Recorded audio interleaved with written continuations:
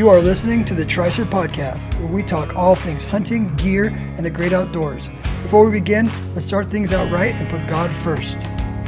Lord Jesus, I thank you for Tricer, and I ask that you can use this podcast as a way to bring joy to all of our listeners. We lay Tricer and this podcast at your feet. Amen. All right, Brent Vogler, welcome to the Tricer Podcast. How you doing, man? I'm doing great, Drew. Thanks for having me on. I feel pretty special. Guest number 3 here, huh? Oh yeah, you're definitely in the top of the list here. So, Awesome. tell me about yourself. Who are you? Who's Brent Vogler? Yeah, so I am a independent sales rep in Texas in the outdoor hunting and shooting industry. I'm a Christian. I'm a husband. I'm a small group leader, salesman, outdoorsman. Thankful to be able to work in an industry that I'm really passionate about. So yeah, that's a little bit about me. I'm 31. I've been working in this industry for 8 years now, and it's pretty fun. So I get to meet a lot of cool people like yourself, and go on a few cool trips every now and again, and sell some really cool products in the meantime. So yeah, that's a little bit about me. That's awesome. I have led the same small group for 16 years this year. Good for you, man. So I've Good had for the you. same Bible study. I did a year of Bible college coming out of high school, and I was planning on going to ministry. Then I decided I wanted to do business, so I just do business. I like entrepreneurship too much. I still kick around going into ministry some point in my life full time, but my wife and I are definitely ministries. 3 days, 4 days a week, youth groups. I do a high school group. She does a junior high group. Then we do all the camps, and then we also have our Bible study we've had forever. So yeah, we love the Lord. I'm stoked to have you on here and talk about it. That's one thing I like about hunting industry. It's like very like-minded people, right?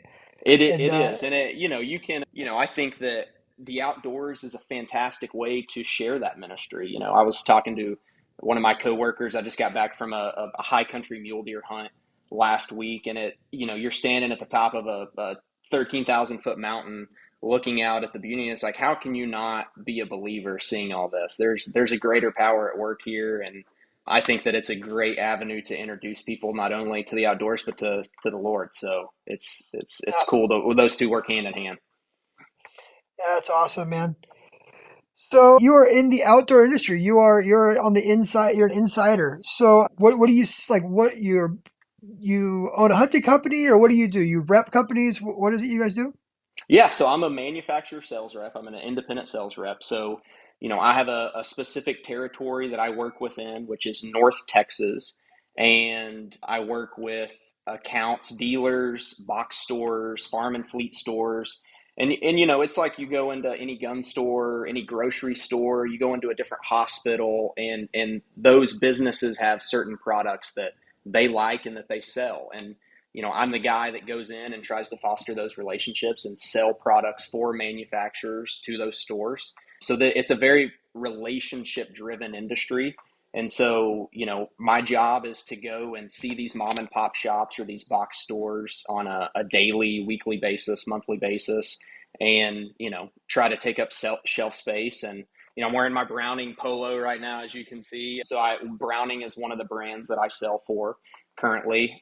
Like I said earlier, I've been in the industry for about 8 years now, and I've sold everything from solar panels to socks to boots to guns, you name it. So that's one of the cool things about being an independent. If I'm passionate about the product and I'm a believer in the product and can foster a relationship with that company, then I can go sell for them. And I work on a commission only basis. So I get up every morning and go sell to pay my electric bill. So that's kind of what I do. So Browning, I'll tell you what, man. I got my kid one of those Hell's Canyon rifles. Yep. It's a 308, and I have some pretty expensive high-end like custom built rifles. I love the feel of that Hell's Canyon. It has a McMillan stock on it, and it's like Hmm. overmolded. It is just a great shooting. Super. It's not super light. It's like probably that 7 pound range. I feel like it's the perfect backcountry rifle. I love that rifle, I'm glad to and hear it. it. We're proud of that rifle. The Hell's Canyon was a camo pattern actually for us for a long time, kind of a brand in and of itself. So that's since gone away. We've introduced the Ovix camo pattern and the Auric camo pattern. So our waterfowl camo pattern is the Auric and then the vintage tan, which is we can't keep those guns in stock. And then the Ovix is kind of our big game pattern, and the Speed series, which you're talking about, kind of replaced the Hell's Canyon about 2 years ago, is a barn burner of a gun for us. We can't keep the gun in stock. They shoot lights out for the money. They retail for they're a little over 1,000, 11, little less than Yeah. $1,100. I think 1059 or so is retail on them. You can find them, street price for around $1,000. But in that price point, it is one of the best bangs for your buck in the industry. We came out with the 6.8 Western a couple of years ago. That's been a fantastic caliber for us and super, super popular. So yeah, I'm glad to hear that you're a fan of the Hell's Canyon. That speed rifle is a fantastic gun for us. Yeah, his has got a like a black and blue and like just like some flames on it stock. I think it's an older model, but I got Uh it from the huh. gun shop and it's just trick, man. And it's just a really cool gun. You kind of like when I first started buying rifles, I was like, I'm buying these $400 rifles, and then you quickly realize that if you just spend a little bit more, but you don't have to go buy the super high end rifles. But there's some of these production rifles, like from Browning and some other companies, in that $1,000 range, are just great shooting rifles. I mean, for what we're doing in hunting situations, I mean, he shot a mule deer at 400 yards a couple years ago at 13 years old. Yep. Just one kill down, and it just dialed him in and pulled the trigger, and he killed it. It's That's a just a pretty really good gun. proud dad moment for you, I'm sure. Oh yeah, after that week, I had him on the podcast. I got to post that up, but I mean, after that week of just misery and having him kill that buck, it was pretty awesome. It was definitely a proud dad moment, that's for sure. That's cool. So besides Browning, you sell like TreasureCon. Who else do you sell? So I rep for EOTech. I rep EOTech. for Prometheus Group, which is Browning Trail Cameras. So they're a licensee partner for us. I do Slow Glow. They make the best. Down here in Texas, we have a huge hog problem. They make the best hog lights for feeders. They make some great solar panels and trail camera mounts. I do Discreet Ballistics, which is a fantastic supercellus subsonic ammunition. I do. Let's see what other products do I rep. It kind of, so I'll be honest with you, Drew. It kind of changes in and out. Like I said, it's a relationship driven business, but Browning and EOTech are definitely big ones. Slow Glow. I do Tecto Knives. That's a new one for us. Tecto Knives is awesome. It's super fast, kind of automatic out the front knife. They make some flippers as well. So yeah, right now I've got 5 brands that I represent in my territory, and I've had up to 20 at a time. So it kind of comes and goes, as they say. Gotcha. Yeah, the EOTech stuff is pretty slick. It's kind of more tactical driven, correct? Like a little bit more higher power scopes. We specialize in what's called holographic weapon sights, HWS. So there's a lot of confusion in the industry around a red dot versus what we actually are, which is a hologram. The best way I can describe it is Star Wars technology. You see Obi-Wan Kenobi floating out there in front of you in the reticle, and we have that. You can actually break the glass in an EOTech and it'll still function. They're issued across military platforms around the world, trusted by law enforcement agencies. They're kind of bulletproof type, built the bulletproof type design, and we got into the long range optics, kind of PRS, tactical sniper type shooting optics a few years ago with the Voodoo line, and most of the optics are higher magnifications.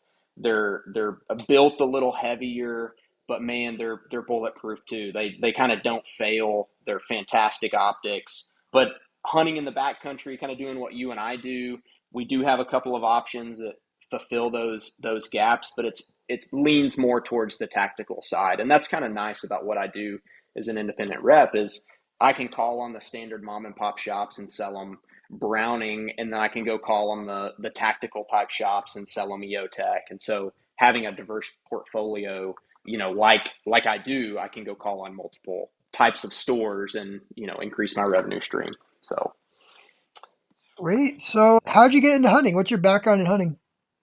So I grew up in West Texas, hunting deer blinds, deer feeders. It's not a challenge. And so as I got a little bit older, I started getting into archery hunting, hanging tree stands at a property that we had. and really fell in love with kind of the challenge of the hunt. I had lots of failures getting into archery as a kid. I picked up a bow when I was 14, and um, I was obsessed with hunting as a kid. I still am obsessed with the outdoors. I fly fish. I love saltwater fishing. I love wing shooting. I've got a German short hair pointer, so we do a lot of bird hunting. But where I really dove into hunting and found your product and really kind of found a passion for Western style hunting is when my wife and I started dating in college. I joke that I married into a family. My father in law is kind of like my professional guide by marriage per se. So my wife and her family are from Colorado, and he is a huge big game hunter. He shot multiple bighorn sheep, mountain goats, doing it the right way too. Public land, DIY, putting in for tags, and plenty of mule deer, plenty of big elk. And so when we started dating, and he figured out that she was going to keep me around more than just a temporary boyfriend, he started getting me to put in for some tags with him. And I got my first dose, just over the counter, second season rifle with him, probably, 9 or 10 years ago, and just fell in love with it. I shot my first elk 4 years ago. It was a cow, and with a muzzleloader, had a fantastic time. Got bit by the mountain bug, and took my first bull 2 years ago. I've shot a few pronghorns since then, and a few mule deer. And so, the reason I work out, I joke with everybody at my gym doing CrossFit, is that, the only reason I'm here is to stay in shape for Colorado every year. So that's kind of how I got into the hunting that I'm at now, is marrying into it. So I felt pretty blessed to marry into that.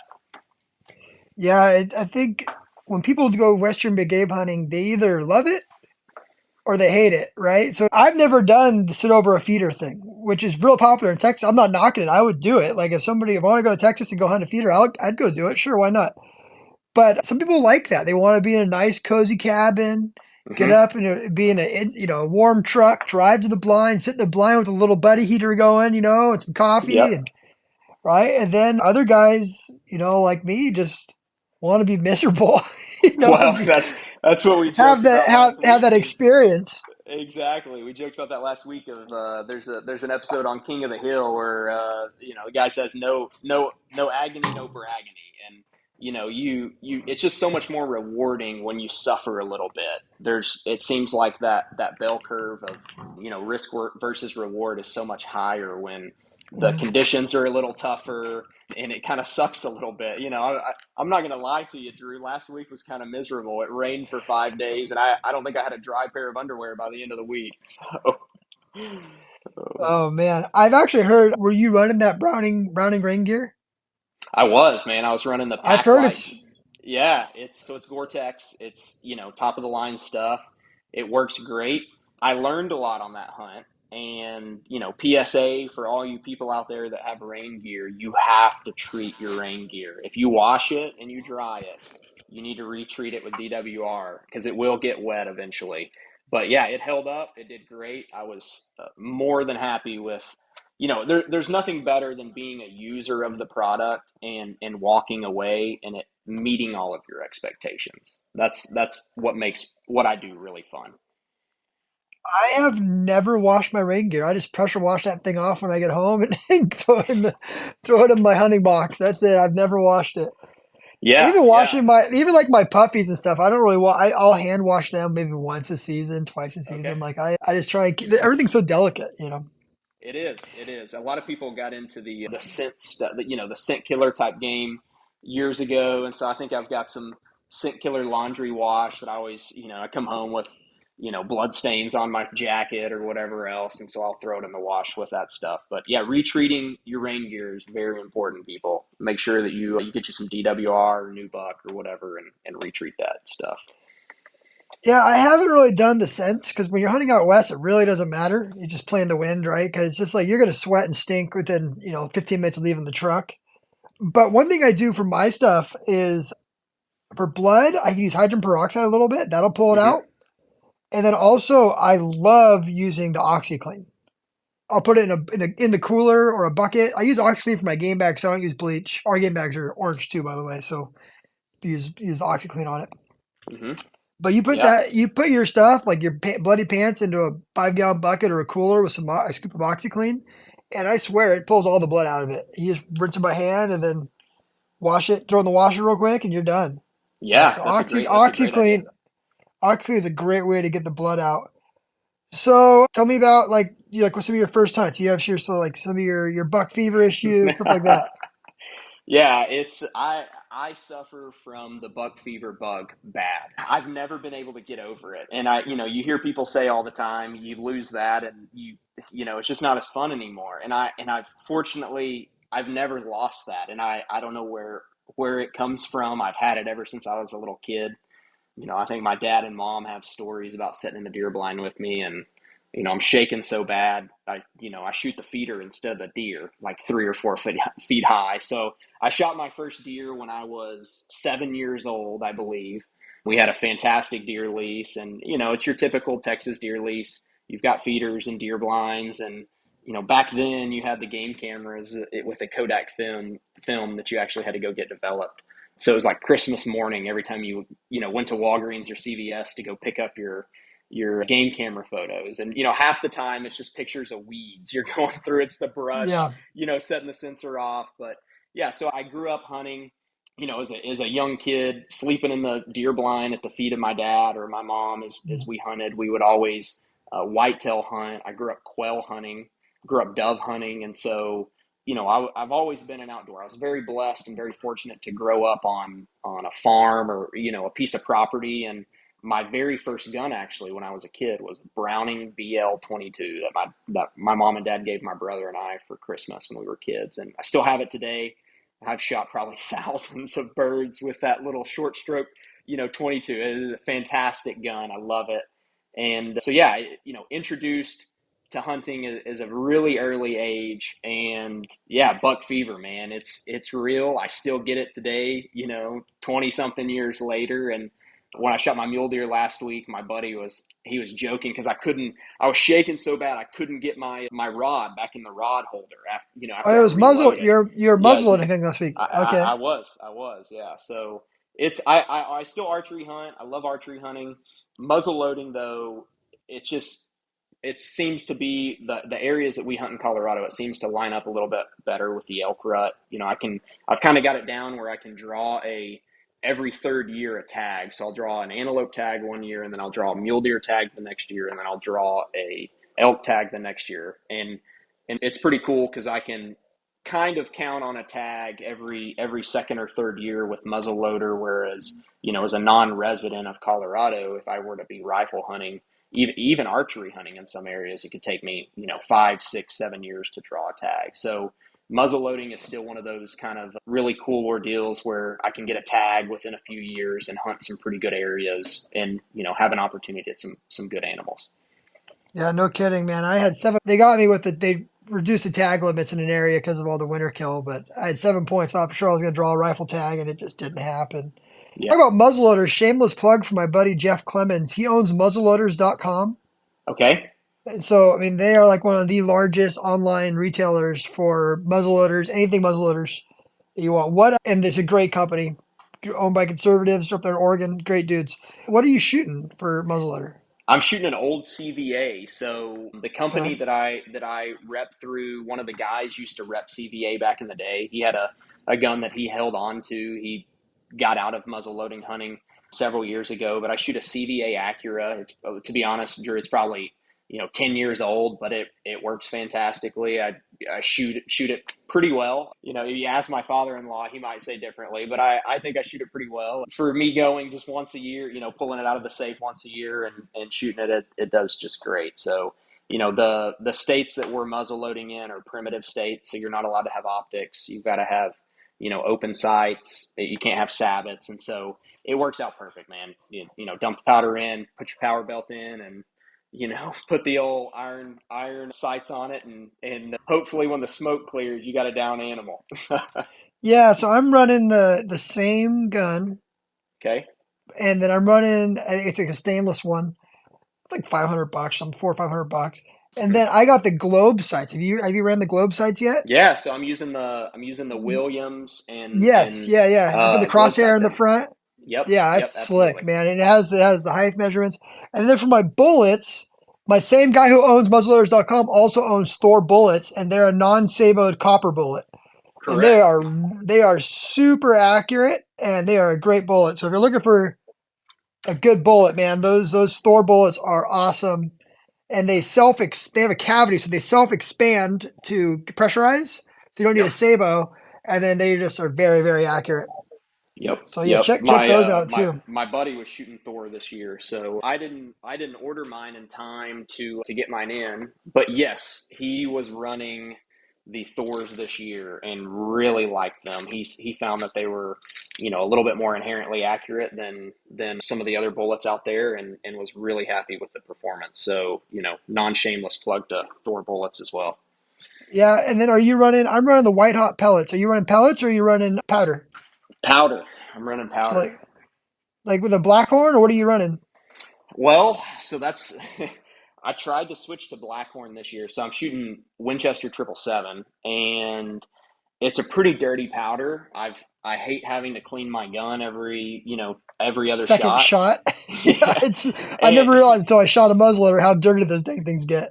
dude, and I feel like I, need to go get my lungs checked after I shoot it. After all the white smoke clears, and my buddy started. He got a muzzleloader. He's actually my coworker. He covers South Texas, Darren. So he was shooting Thor bullets and he was shooting Blackhorn powder, and I was amazed at how much cleaner his gun was when we were shooting it. And so I ordered some Blackhorn, and unfortunately my breech is too long, and my little cone in it where you put your primer, they don't make a breech, or I couldn't find one, if that was short enough and allowed that powder to set close enough to the primer for it to go off.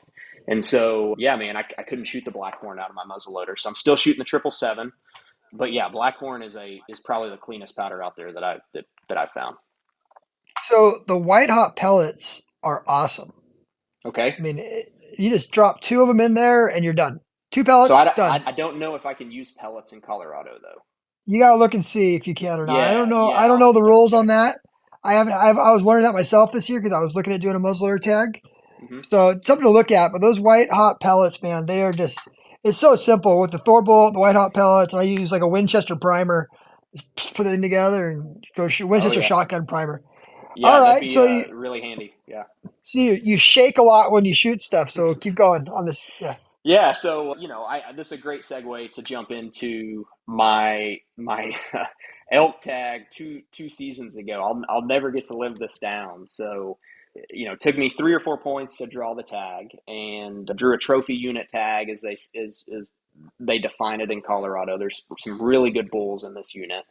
My father-in-law, takes me up there, and like I said, I kind of married a professional guide, or into a professional guide, which is kind of cool. And he's hunted this unit for 30 years. He pulls out this like tattered old topography map, and everywhere he's ever found a wallow, anytime anybody's ever killed an elk, or anytime anybody's ever killed a deer that's kind of in his close circle, it's marked on the map. And so this tattered old topography map is just littered with E's and D's and W's for the prospective wallows or animals that they've harvested in this unit. And you can almost see a pattern in it, which is kind of cool. And so we get out there and start hunting this unit, and the first couple of days we didn't have much luck doing any calling or bugling or cow calls. And then it was like the third or fourth day we were there, everything, the stars lined up, the elk are bugling, you're laying in camp, you can hear them. I mean, everything's just hot at that moment. And so that next day we hike in and set up on a water hole or a wallow, and did a little bit of calling, and it wasn't probably 10 or 15 minutes later, a nice bull comes in. He wasn't a giant, Are probably you? Is it 200. muzzleloader? Yeah, Muzzleloader muzzle tag? loading. Yeah, muzzle loading as well. Okay. So, he comes in. It's probably about 80 or 100 yards, and I shoot, and we never found blood. We never found any sign. Like it was like I never shot the animal. We couldn't find. So, not sure if I missed, if the animal, if I hit it like high back, or what it was. But we looked for 2 or 3 days. and we decided not to punch my tag. We couldn't found no sign, no birds, nothing. So after we searched and searched, we're like, all right, let's go try to find another bull. The very next day, when we started hunting again, it was mid-afternoon, and my father-in-law is working this bull down in this canyon, and he's coming up this canyon to us, and we're in the dark timber. You can hear him crashing. He's at 200 yards. He's at 150. He's at 100 yards. You can start to see him moving through the dark timber, and I get set up on this tree. I'm standing up. I've got my gun rested on this branch on this tree on the trail that I think he's going to come, the line, and he's screaming his head off. And my father-in-law's behind me working this bull, and all of a sudden, I'll never forget this as long as I live. It's the most bone-chilling experience I've ever had, but a bull screams right behind us. I mean, he had to be less than 50 yards. And so that bull, the bull that we called in, was probably a satellite bull or a solo bull. And the bull that came in to him screaming to kind of challenge him ended up what we thought to be was the herd bull. I mean, he was probably a 300 plus inch bull, giant, comes in screaming right behind us. And my father-in-law, I hear him say, shoot the one behind us. And so I have to take my muzzleloader off of the limb, kind of pull it up and spin around to try to shoot this bull. And he's standing at probably, 20 paces, and he's right at us. And so I put it center mass, and I thought when I pulled the trigger, I was like, man, this bull's down right there. And yeah, come to find out, man, I was shaking so bad. I was so nervous and so wound up.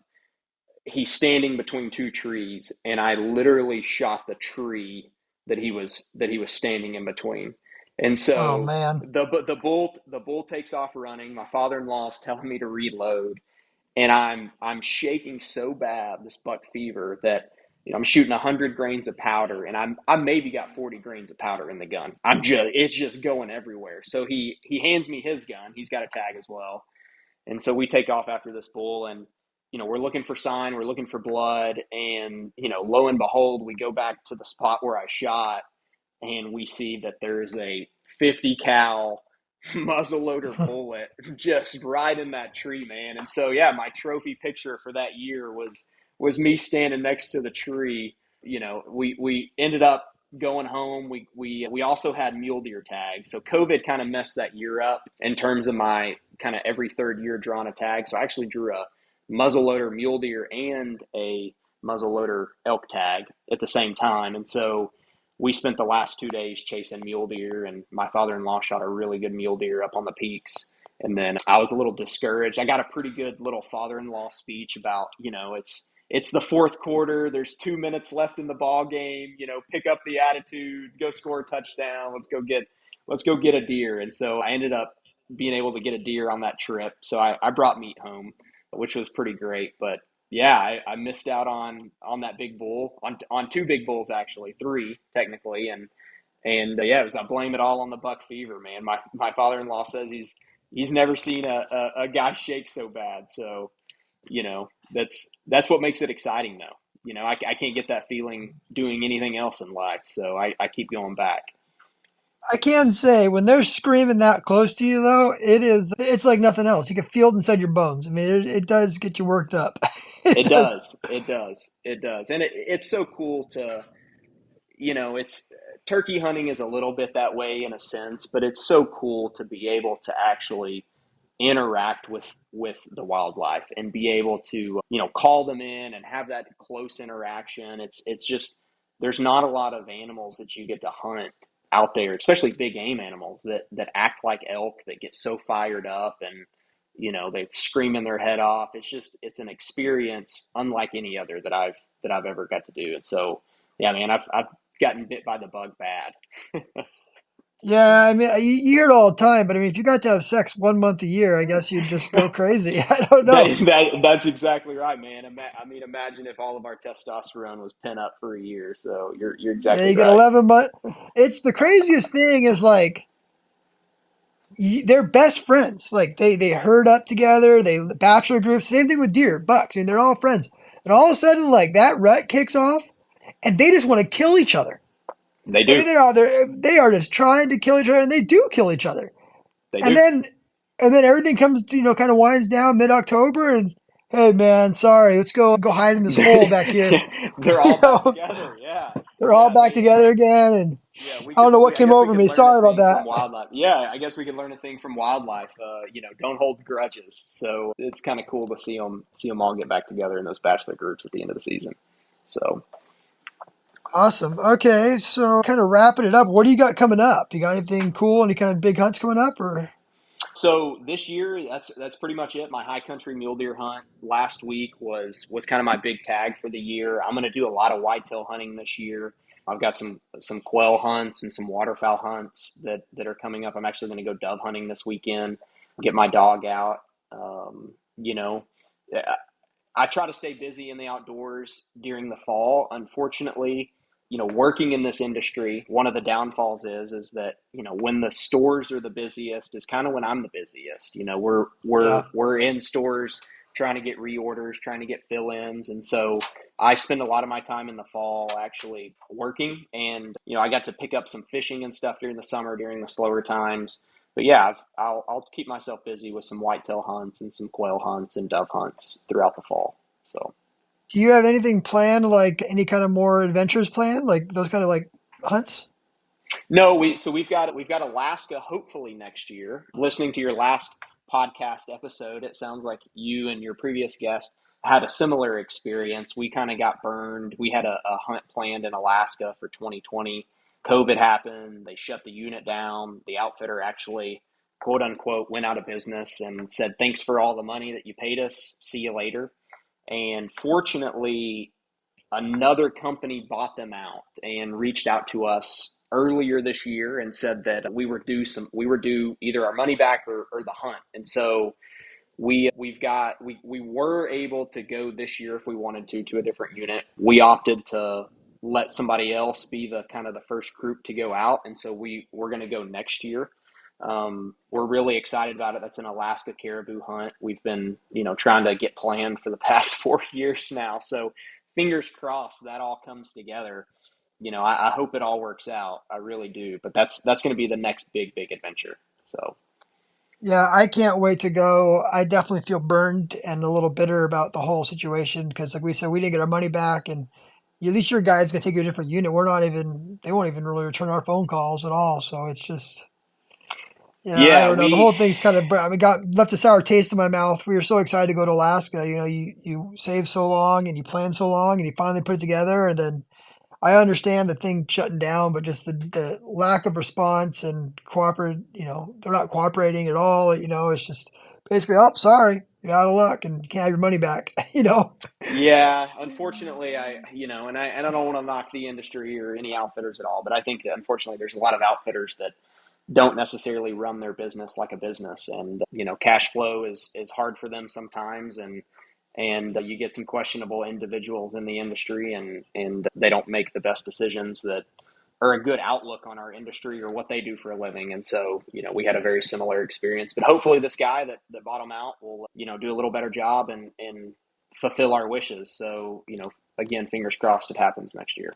What are your plans? Like, what kind of tent are you going to run up there? Because you're going to fly in, right? Fly in, get dropped Yeah, off. yeah, yeah. We're gonna fly in, man. To be honest, I got some gear I gotta get. I've once our hunt kind of got postponed and then got canceled. I put off getting a lot of the gear that I wanted. So it is a drop camp. So they're supposed to be giving us and providing us with some of the gear there. Yeah, so I think that they provide. We're allotted 60 pounds per person of our gear, and then they provide the cots and the tents, and they drop us off. We got to set them all up, but I believe that it's set on their website, and he may have different equipment by the time we get there. But I think it was just the Cabela's 6-man outfitter tent, two people per Oh, perfect. per tent, so a little bit more room than like a Nemo or anything like that. So Yeah, I'm planning on running a Hillenberg Namaj, like a three-person.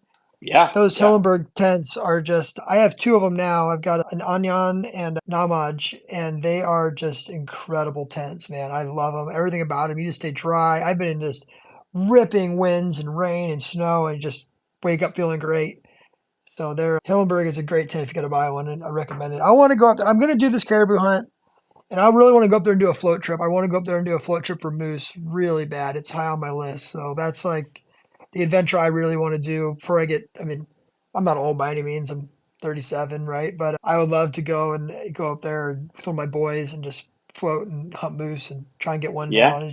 Sounds yeah, incredible. It's the adventure for me, right? And that's what really bummed me out about Alaska is I didn't get to go on that adventure. I didn't get to go up there and have the grizzly bears encounters. I didn't get to go up there and be stuck out in the middle of nowhere for 8 days. I wanted yep, that so bad, and I hope it'll happen at some point. I'm gonna make it happen. If I have to go pay for another one and go do a different area, I guess. But yeah, hopefully yeah, that one man. comes through because it's kind of stinks.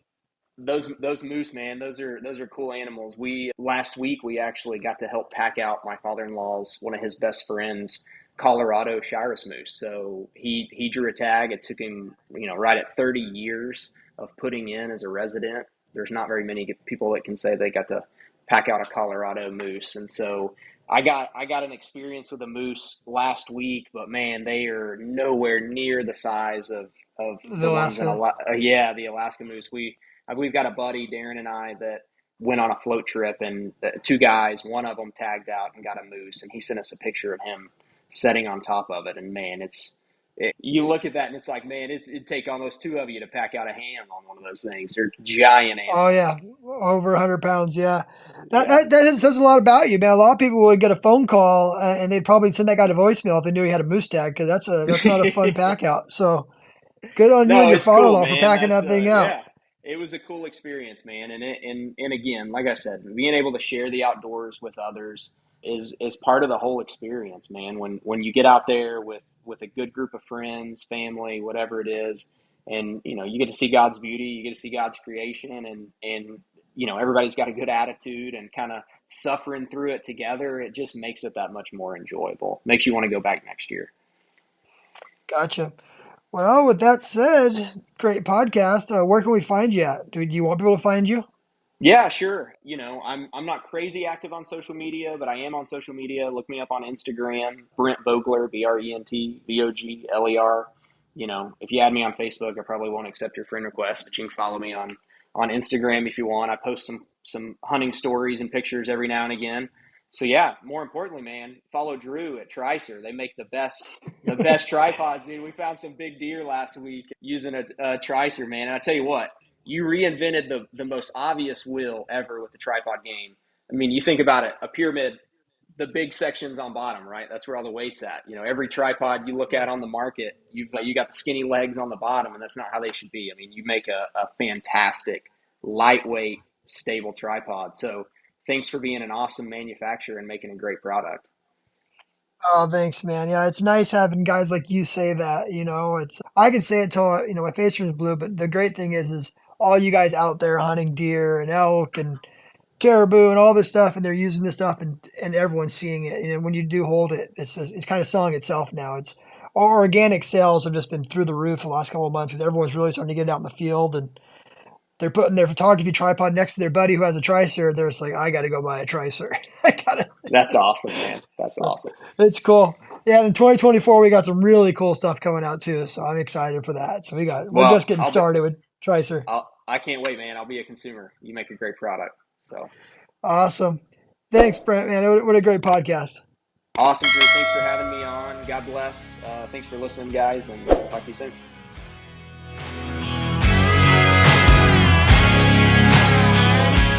Thank you for listening to the Tricer Podcast. Do us a favor and like and subscribe on whatever platform you're listening on. Give us a follow on Instagram and Facebook at Tricer USA. And go and check out all of our innovative gear at www.tricerusa.com. Until next time, shoot straight, have fun, and always put God first.